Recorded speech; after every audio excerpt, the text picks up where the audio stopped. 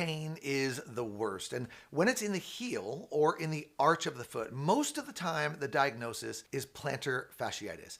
So if you have this, there is something that you need to know, and I almost guarantee that your doctor never told you about it. And it's really, really important because I can't even tell you how many times I've seen people who have a long list of different medical problems that all began with plantar fasciitis. And the way that works is that foot pain leads to inactivity, and then that leads to weight gain. Then the blood pressure goes up, the blood sugar goes up, people get depressed, and it can all be traced back to that pinching pain in the heel or in the arch of the foot. So let's talk about it.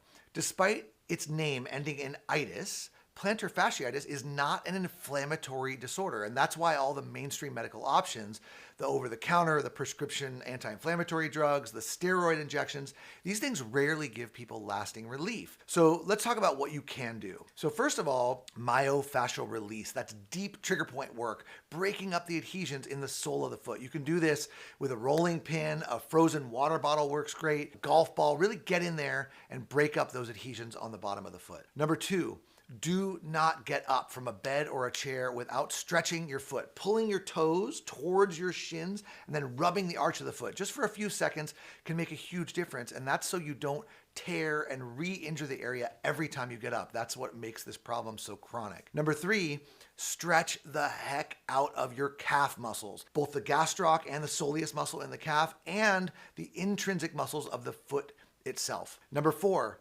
supplements. There are several that can be helpful. Magnesium, bromelain are among my top choices to deal with both the muscle tension in the lower leg and the fibrosis in the foot itself. Number five, change your shoes. Once your feet can handle it, it's best to walk barefoot on soft, natural surfaces.